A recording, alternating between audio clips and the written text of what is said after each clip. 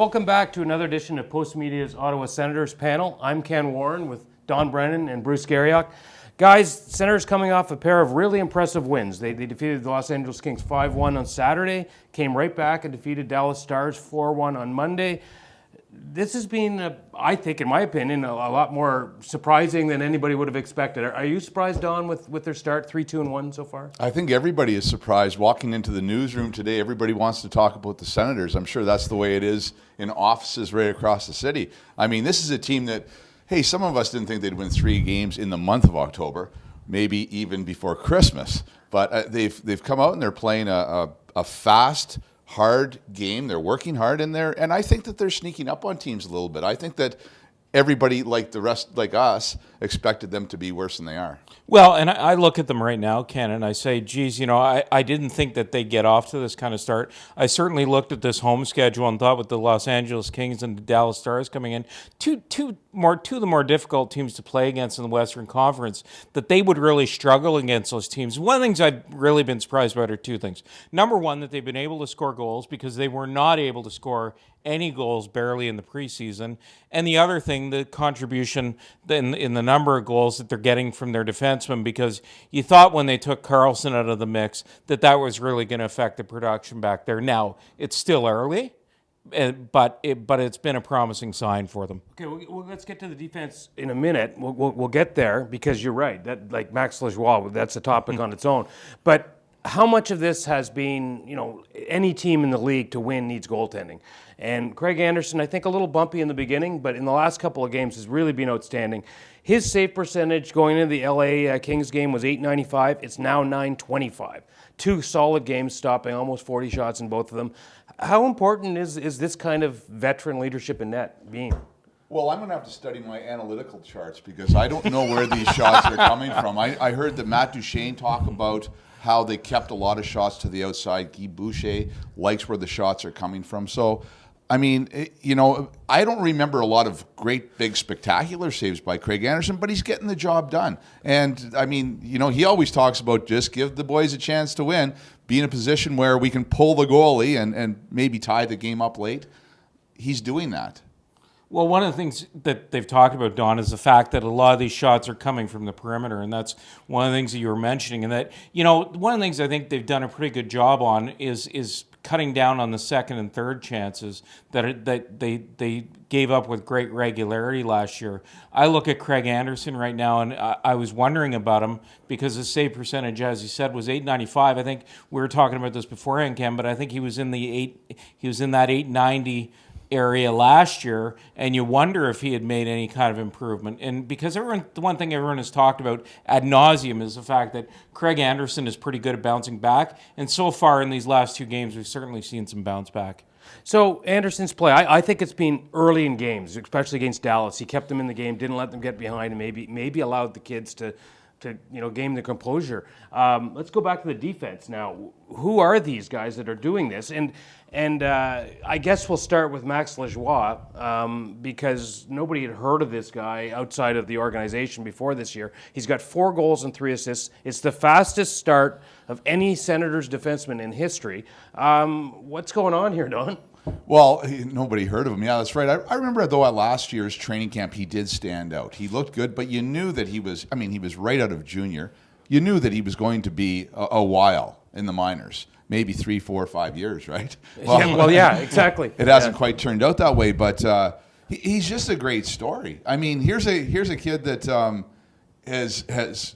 You talk about making being the surprise of camp. He's the surprise of any camp. Right. We've never seen anything like this guy. And we're prone to exaggerate a little bit sometimes. Kenny, I know you are for sure.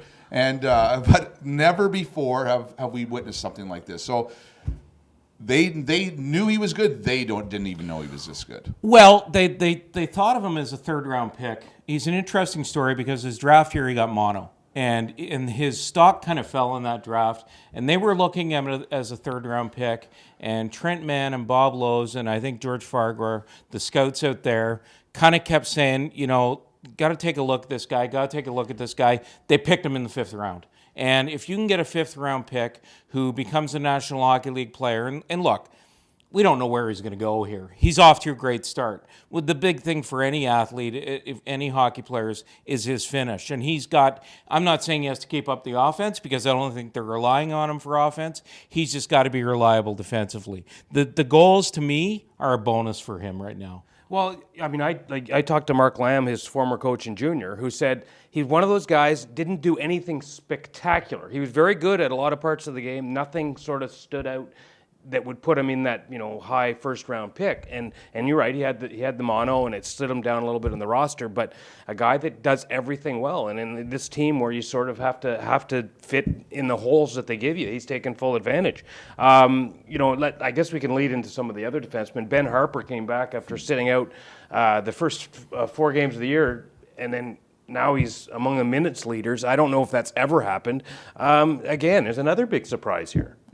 You have to feel good for Ben Harper. I mean, he comes to camp with the first one-way contract of his career here, and everybody is talking about what a bad camp he had. I mean, I don't know that he was that bad, or if it was the other guys elevating a little bit, but he didn't play up to expectations. And he sits in the press box for the first 4 games, and he comes out and plays that first game against the Kings' top line, and with Borowiecki, does a great job of shutting them down. And he looks so proud to wear that orange hard hat and the jacket, the Ottawa Hydro jacket, which is a great idea that they're doing, rewarding the hardest working player on the team.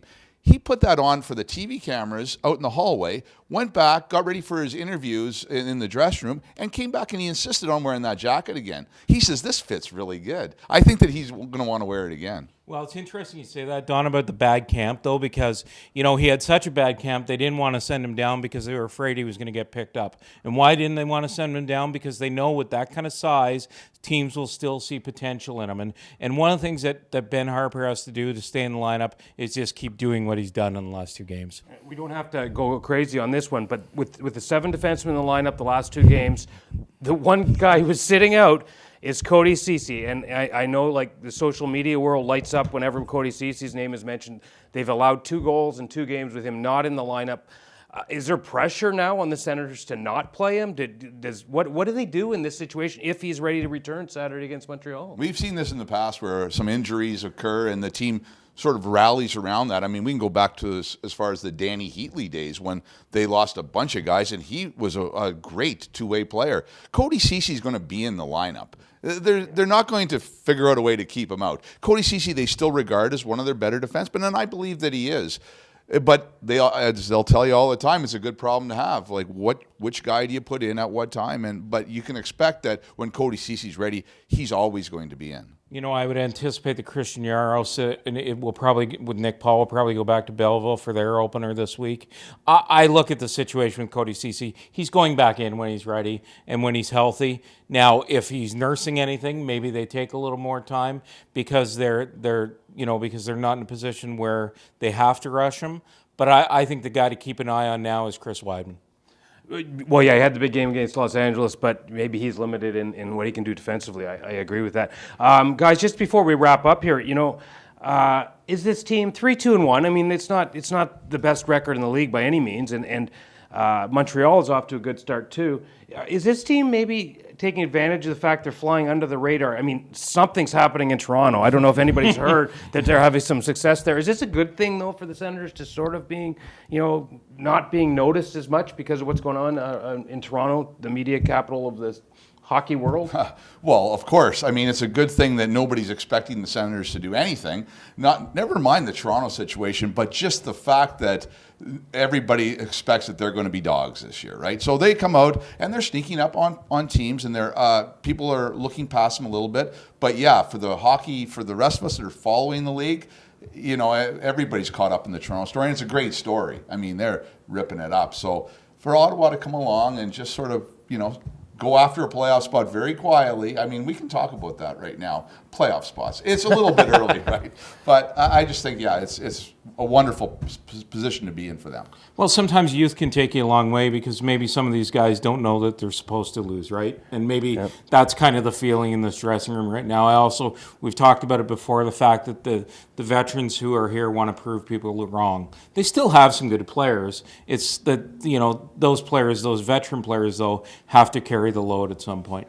So before we wrap up, it's a long week here before they play Saturday, a long break here, and then they've got an extended road trip coming up next week. But a lot for this team to think about. And, I think about what you guys say. Maybe they don't think about it too much and just keep playing because they are surprising teams.